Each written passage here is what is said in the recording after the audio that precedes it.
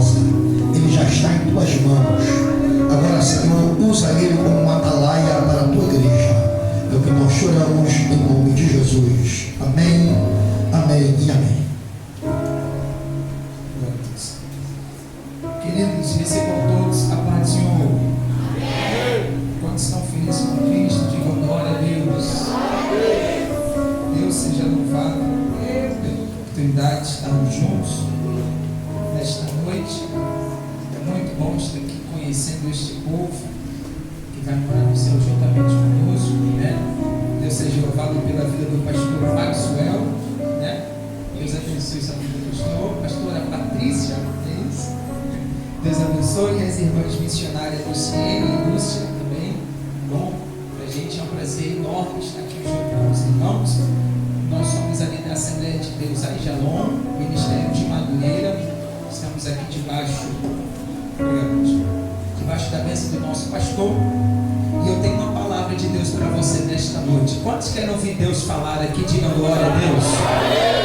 Isso, por gentileza, ache na sua Bíblia o livro de Atos dos Apóstolos, capítulo de número 17. Atos, capítulo de número 17, verso de número 6. Atos dos Apóstolos, capítulo de número 17, verso de número 6. Louva a Deus pela vida do presbítero Paulo. Foi o canal juntamente com a sua irmã para que pudéssemos estar aqui. Deus abençoe os nossos irmãos de ministério aqui. Amém? Deus seja louvado. Você que achou, diga amém. Amém. Queridos, a tradução é um pouco diferente, mas eu queria que você me acompanhasse na sua Bíblia ou aqui no telão, tá bom? A tradução aqui é BKJ, né? King James. Então, por gentileza, me acompanhe na sua Bíblia. Verso de número 6 diz assim: e não tendo-os achado, arrastaram Jason e alguns irmãos até os governantes da cidade, gritando: estes que viraram o mundo de cabeça para baixo chegaram também aqui. Repetindo: e não tendo-os achado, arrastaram Jason e alguns irmãos até os governantes da cidade, gritando: estes que viraram o mundo de cabeça para baixo chegaram também aqui. Você pode repetir esta frase? Diga: estes que chegaram. Melhor, diga: estes que viraram o mundo de cabeça para baixo, diga, chegaram também aqui. Para você sentar, aponte para essa pessoa e diga: avivados para avivar. Você pode dizer isso? Isso. Toma seu assento adorando ao Senhor Jesus. Louvado seja o nome do Senhor.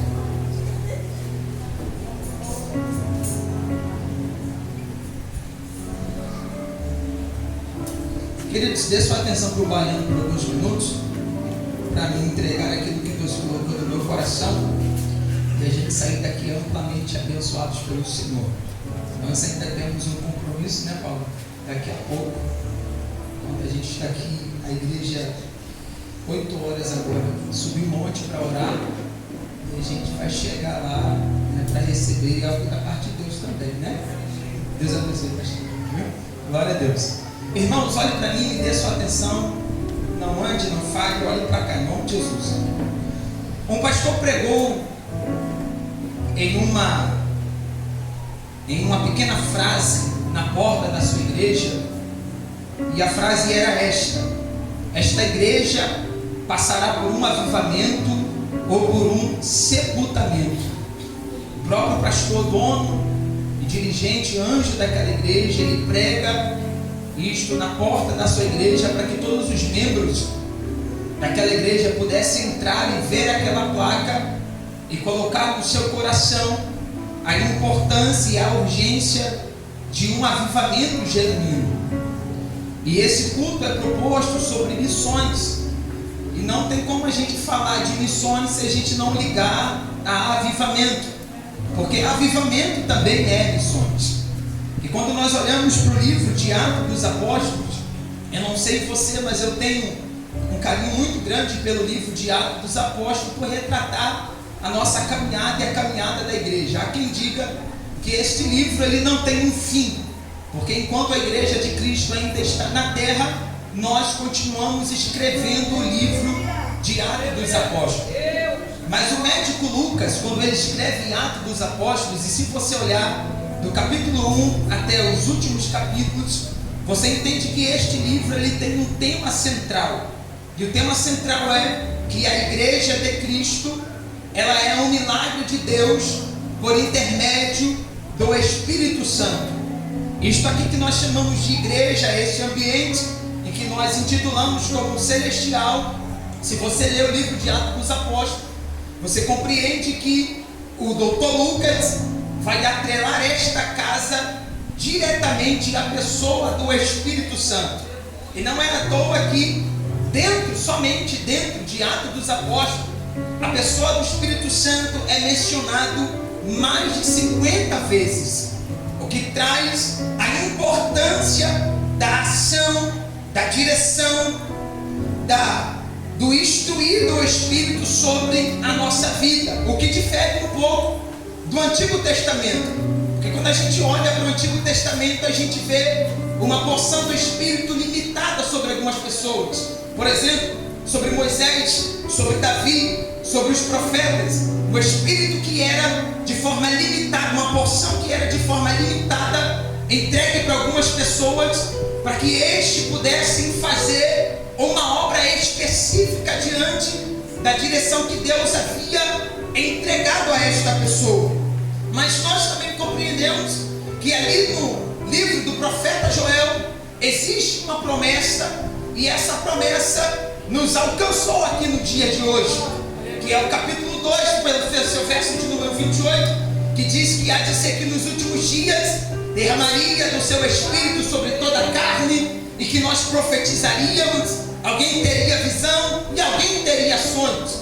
Nós vemos o próprio Cristo falando sobre esta promessa, quando ele manda os seus discípulos ficarem em Jerusalém, ali nos últimos capítulos de Lucas, quando ele diz: ficai em Jerusalém, até que do alto sejais revestido de poder. Quando ele libera esta promessa, ou fala novamente sobre esta promessa, coloca dentro do coração dos seus discípulos a importância de obedecer uma ordem direta e expressa do Cristo. E a ordem é: fica em Jerusalém até que vocês recebam o poder que vai descer do alto. E esse poder também é atrelado àquilo que ele já havia dito, que ele subiria ao Pai, mas não deixaria os seus filhos órfãos, iria enviar um outro Consolador, o Espírito Santo, que guiaria estes na verdade. E diz que a palavra é esta verdade. Esta promessa é bem expressa, e ela vai se cumprir no livro de Atos dos Apóstolos, no capítulo de número 2. Cumprindo-se o dia de Pentecostes, estavam todos reunidos no mesmo lugar. Nós vemos a promessa do Espírito Santo se cumprindo sobre a igreja de Deus, e compreendemos a importância em que Lucas vai trazer do Espírito Santo e da igreja. Eu queria que você me desse a sua atenção, porque quando a gente fala disso aqui, a gente fala de algo muito sério, porque deste momento em diante até os dias de hoje se inicia a regência do Espírito Santo sobre a igreja. O Espírito Santo dirige, o Espírito Santo rege, o Espírito Santo direciona, o Espírito Santo dá poder, o Espírito Santo fortalece os crentes, o Espírito Santo gera os crentes, o Espírito Santo dá crescimento à igreja, o Espírito Santo capacita a igreja, o Espírito Santo influencia a igreja, o que nos faz chegar à simples conclusão que não é que este ambiente existe super crentes, ou homens poderosos, ou mulheres maravilhas. Não, aqui existem crentes que são cheios do poder do Espírito Santo, e eu tenho que pregar com muita autoridade, muito pelo chão,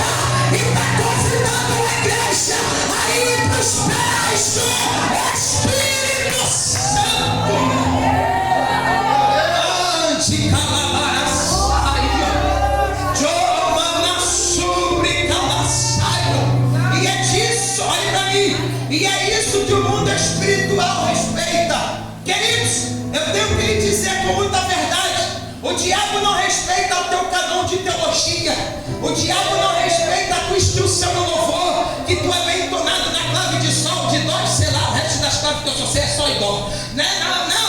Não, o diabo não respeita a tua gravata, o diabo não respeita a tua saia, o diabo não respeita o teu cabelo liso, o teu cabelo cacheado, o teu cabelo crespo. Não, o diabo não respeita a cor da tua pele. Só tem uma coisa que o diabo respeita: o quê? O poder que desceu do céu sobre a nossa vida. Aleluia! E é o Espírito de Deus que nos evidencia. Porque se a gente, olha para mim, se a gente chega aqui, e eu não sei se você conhece, tem uns ambientes por aí, pastor Marcos, que a gente vai que os crentes dentro do culto se portam como se merecesse estar ali. Não sei se você conhece, já conhece, pastor? Um ambiente que quando você chega no culto, o crente fica, parece tão delegado, né? Parece tão cheio, só faltou alguma coisa na cinta, não é verdade? Ele começa a se portar como se ele merecesse estar ali. Ele começa a chega que nem um pregador, que nem um bonequinho de maracatu, todo embriquitado, né? Aí ele olha com a cara amarrada. Não, mas eu vim aqui dizer para você: se o Espírito Santo não fosse para nossa cara, nem de pé a gente estaria. É a graça que nos alcançou. Aí convida quem está, diga aí, deu glória para não achar que é com você. Aleluia. Olha para mim.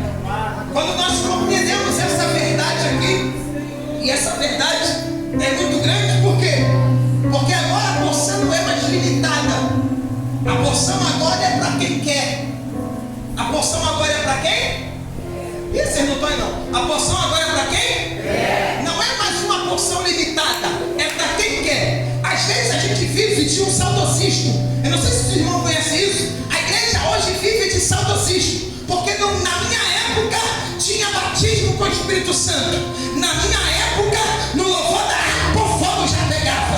Na minha época, na oração de joelho, o fogo já pegava. Aí eu me pergunto: o céu mudou? O Espírito Santo mudou? O Deus mudou? O nome de Jesus mudou? Não é que naquela época tinha e nessa época todo mundo tem. É porque naquela época alguém queria e hoje alguém não quer mais. Naquela época se priorizava o céu, se priorizava o culto, se priorizava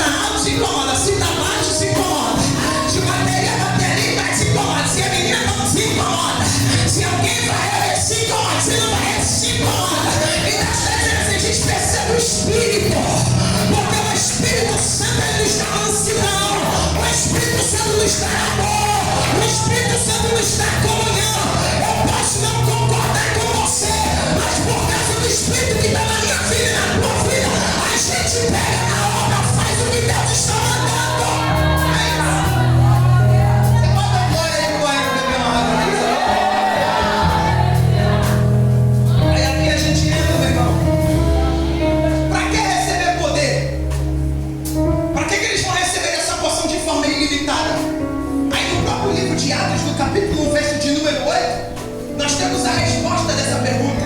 E a resposta é: mas recebereis poder quando vier sobre vós o Espírito Santo, e ser-me-eis ser-me-eis o quê?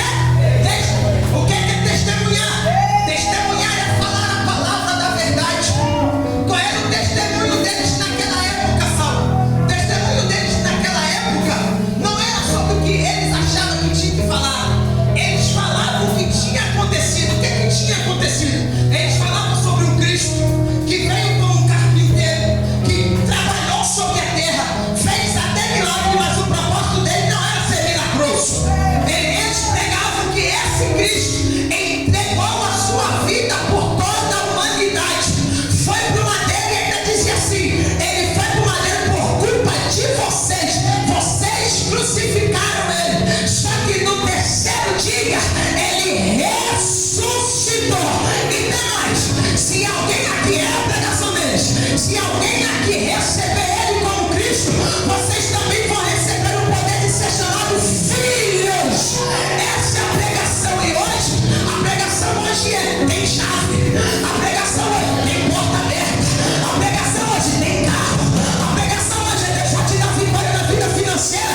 E a mensagem da cruz não se prega mais. Já dizia o reverendo Gesiel Gomes, não sei se você ouviu, pastor Gesiel Gomes disse agora nos Gideões que você entra no culto, você passa 20 minutos no culto, canta sobre tudo menos sobre a cruz de Cristo. Não canta sobre o Calvário, não canta sobre a coroa. E Deus está falando pra gente aqui: é tempo da gente falar de Bíblia, pegar a Bíblia, cantar a Bíblia, orar a Bíblia. Então olha pra mim. Vou pregar o quê? Vai pregar a Bíblia. Receber poder pra quê? Pra pregar a Bíblia. Eles estão juntos, dentro do tempo. Eu posso falar um negócio aqui? Posso falar um negócio aqui? Quando eles ouvem pra ficar, são aproximadamente 500. Quantos? Quantos, gente? 500. Só que quando a promessa se cumpre, agora aqui que era 500, agora é só aproximadamente quantos? 120. Percebeu? 500 ouviram para ficar. Só que só se cumpriu para 120. Por quê? Isso aqui eu vou liberar e outro dia eu volto para falar sobre isso aqui, ó.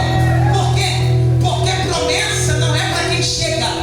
Promessa é para quem permanece. Você já viu, pastor? Tem gente que vai chegar aqui, tem gente que vai cantar com a gente, tem gente que vai pregar e vai servir com a gente. Só que só chegar não é o suficiente. Tem que permanecer, pastor. É por isso que o salmista, no Salmo de número 125, ele diz assim: ó, os que confiam no Senhor são como os montes de Sião, que não se abalam, mas permanece para sempre.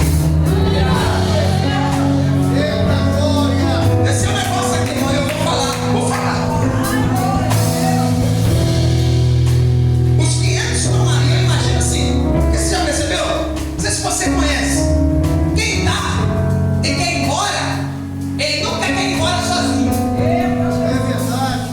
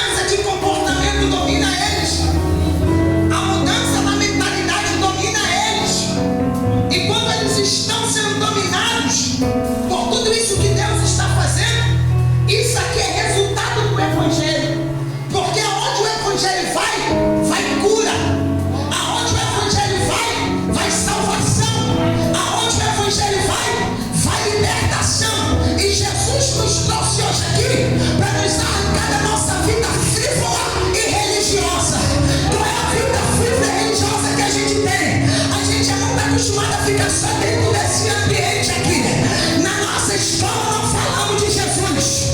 Na nossa casa não falamos de Jesus. No nosso trabalho não falamos de Jesus. Mas Jesus nos trouxe aqui hoje, é terça-feira, né? Jesus nos trouxe no culto de avivamento e no culto de missão para dizer assim: além de eu te encher de fogo, eu vou te dar autoridade para tu entrar na tua escola dizendo: Jesus salva, Jesus cura, Jesus liberta, Ele é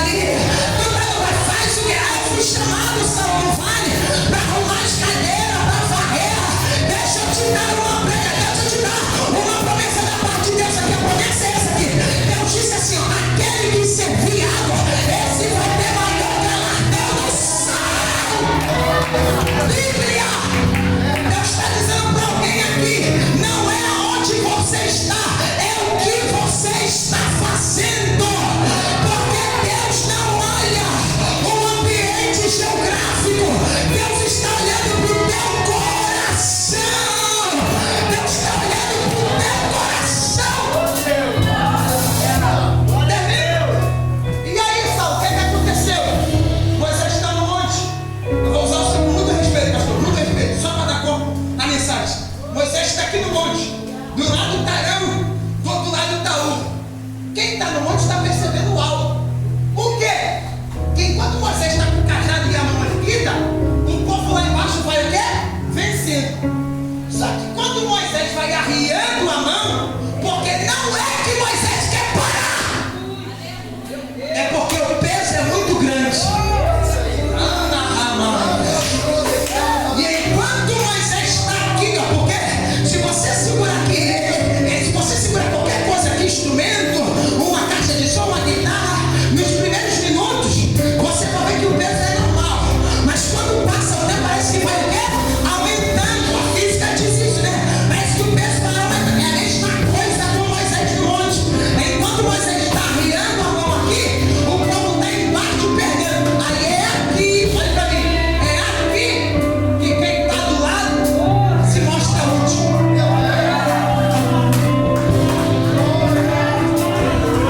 Tem alguém comigo aqui? Tem alguém comigo? Sabe por quê?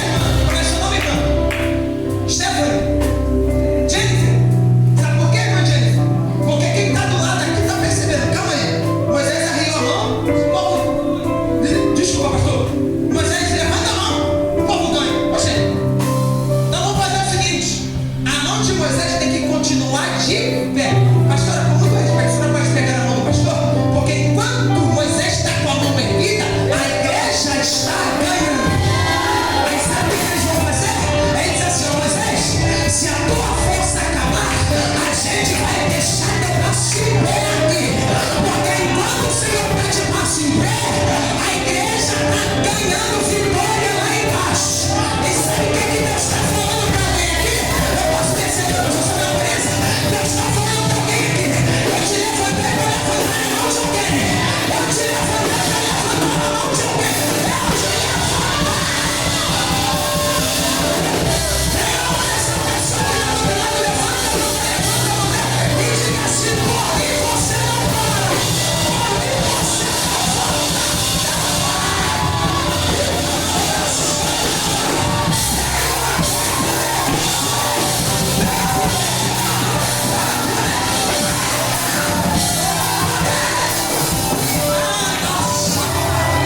Porque Deus hoje nos trouxe aqui, quando eu estava sentado quietinho aqui, o Senhor falava comigo que Deus nos trouxe hoje aqui para tirar de nós esse peso que estava sobre as nossas costas.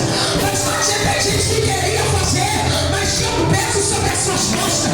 Mas Deus está dizendo assim: maior é o dono da obra. E o dono da obra hoje está dizendo assim: quem quer poder recebe, quem quer força recebe, quem quer virtude recebe, quem quer autoridade receba.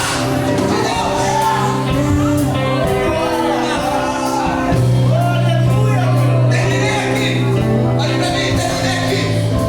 Quando a gente chega em Atos capítulo 17, a gente vê a segunda viagem de Paulo. Qual viagem? A segunda. Qual é a viagem? Bem baixinho para os irmãos ouvir. Segunda viagem. Onde é que Paulo está? Dentro da Macedônia. Ele vai passar por algumas cidades e vai chegar a essa cidade aqui. Quando Paulo chega dessa cidade, ele fica 3 sábados dentro de uma sinagoga pregando a palavra. E a Bíblia nos diz que quem está ouvindo Paulo está sendo compungido no seu coração, e alguns creem na pregação de Paulo e eles passam a servir ao Senhor Jesus. Olha para cá. Quando Paulo está pregando aqui, irmão, vou falar. Quando Paulo está pregando aqui, tem algo aqui muito sério que vai acontecer nesse texto. Tem algo muito sério que vai acontecer em Atos 20. O quê? Que enquanto Paulo está pregando, o texto vai dizer assim, ó: e os judeus, os de dentro, os judeus, olhando para Paulo e dizem assim: vamos ter que parar esse movimento. Porque sempre assim, o que é, sabe o que é? Você já viu? Sempre quem está fazendo, vai ter alguém que não faz. Só que ele não quer fazer e também não quer deixar quem está fazendo fazer. Aí ele quer parar a obra do outro. Eu chamo de pessoas que não têm o que fazer dentro da obra do Senhor. Porque o que mais tem aqui é coisa para fazer. Só que ele prefere ficar no dom do canto. Qual é o dom do canto? Pregando que eu vou cantar, não. É ficar sentado de braço cruzado e dando pitaco na vida do outro, né? Só que Deus está falando pra gente hoje aqui o quê? Deus está falando aquele que